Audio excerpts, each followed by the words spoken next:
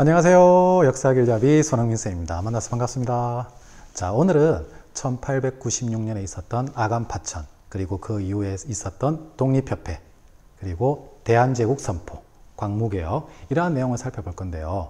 오늘은 독립협회에 대해서만 일단 살펴보도록 하겠습니다. 여러분 준비됐나요? 자, 그러면 출발! 고종이 을미사변을 겪고 나서 어디 공사관으로 갔었죠? 바로 맞습니다. 러시아 공사관으로 이동했습니다. 그러면서 이제 누구의 간섭이 심해졌을까요? 맞습니다. 바로 러시아의 간섭이 심해졌겠죠.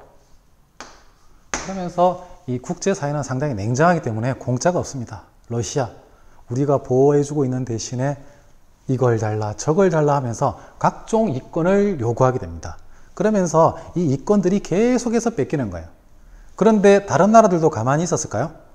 역시나 무슨 조항을 내세워서 다른 나라랑 통상조약 맺었을 때 들어가 있었던 조항, 바로 이 최혜국 대우라는 이 조항을 이용해 가지고 너도 나도 나도 하면서 각종 이권을 요구하게 됩니다.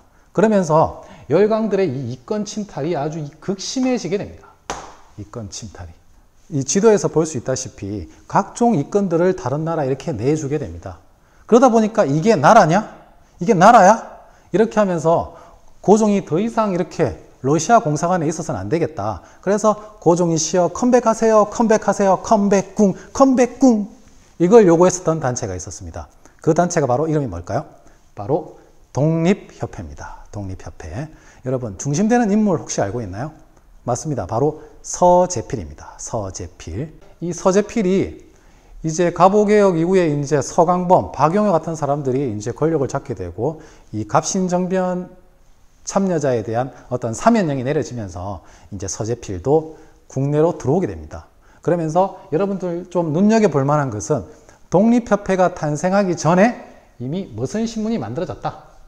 독립신문이 만들어지고 있었습니다. 독립신문. 자, 여러분 보다시피 한글판도 있었고요. 영어판도 있었습니다. 영어판. 영어판의 이름은 The Independent. 자, 독립협회는 독립문을 건설합니다. 자, 사진에 보다시피 이렇게 생겼는데요. 원래 이 독립문이 있던 자리에는 뭐가 있었을까요? 바로 영은문이 있었습니다. 영은문. 이 영은문은 맞이할 영자, 은혜, 은자. 은혜를 맞이하는 문. 바로 이때 은혜는 어디서 오는 은혜였을까요? 맞습니다. 바로 이 중국 청나라로부터 오는 은혜. 그러니까 청나라 사신이 올 때 우리나라 사신이나 왕이 나가서 맞이하는 그 문이 있던 자리였습니다. 이것은 청나라부터 이제 벗어나서 우리 어떤 독립 정신을 이렇게 고취시키기 위해서 이렇게 독립문을 건설하게 되는 겁니다. 독립문.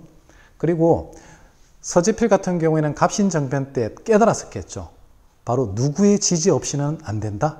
백성들의 지지와 관심 없이는 어떠한 개혁도 성공할 수 없다라는 것을.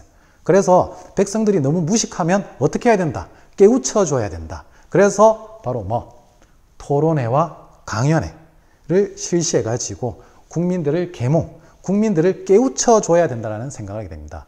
러시아 공사관으로 가 있었던 고종에 대해서 계속해서 컴백궁, you must come back 궁, 이렇게 컴백을 자꾸 요구하게 되는데, 그래서 결국 고종 1년 만에 환궁을 하게 됩니다. 궁궐로 돌아왔다. 이것을 환궁이라고 합니다. 그래서 나라 이름을 조선이라는 간판을 버리고 대한제국을 선포합니다. 대한제국. 여기서 제자, 바로 황제의 제자입니다. 황제. 이제 황제의 나라가 된 겁니다. 황제. 그러다 보니까 황제 즉위식을 해야겠죠. 그것이 바로 환구단입니다. 환구단.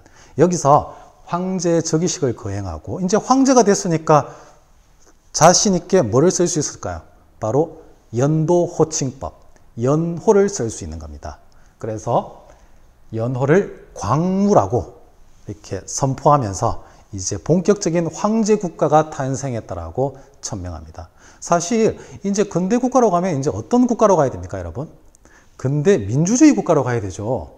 그런데 고종은 사실 이제 러시아 공사관에 있으면서 러시아도 황제 국가네?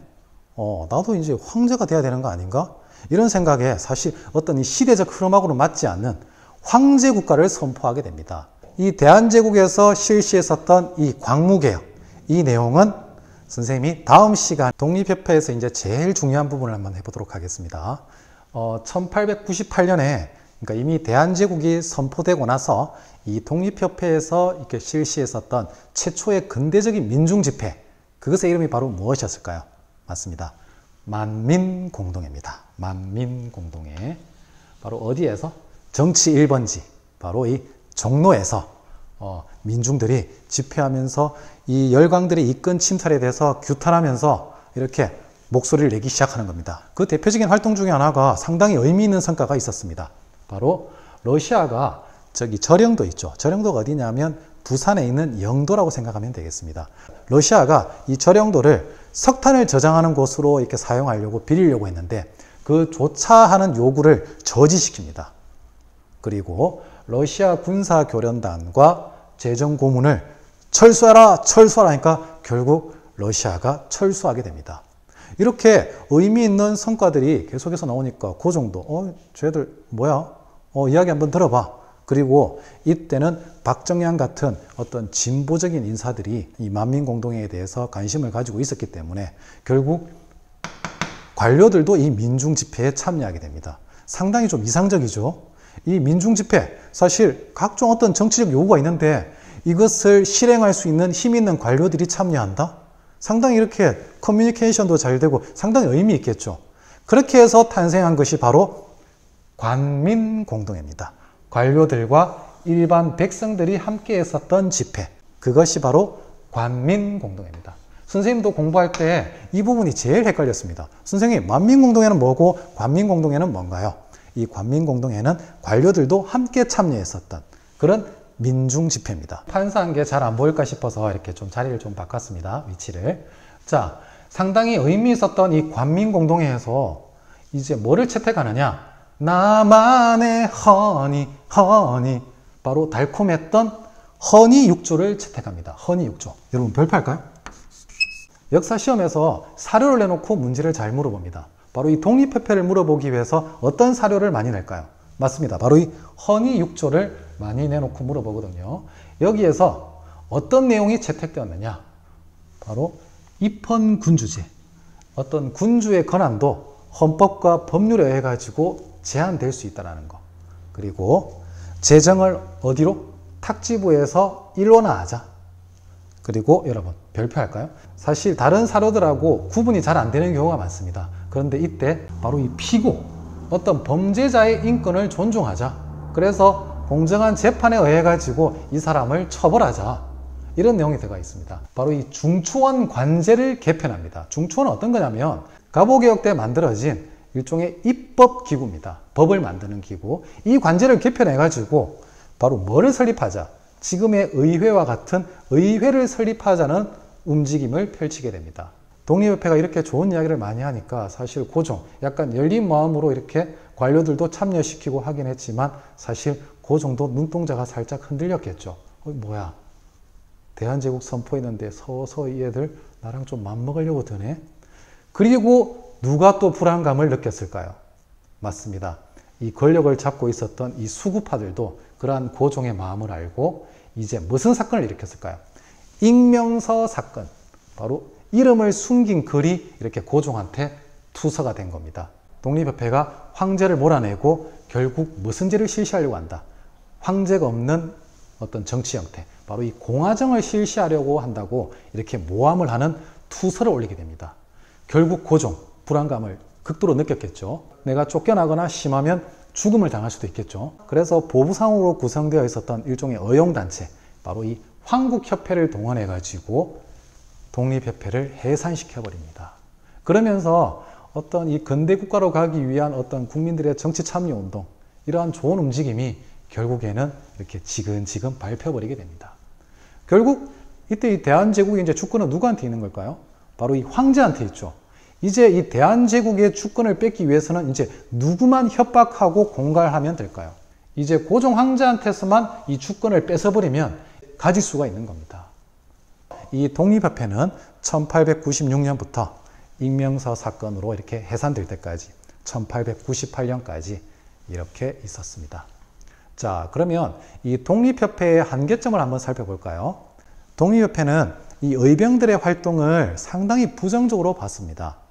비도라고 해가지고 도적대로 묘사를 했거든요. 그래서 어떤 이 싸우는 계열의 움직임에 대해서 상당히 부정적이었습니다. 러시아를 제외한 미국, 영국, 일본의 어떤 이권 침탈에 대해서는 상당히 우호적인 태도를 보이게 됩니다.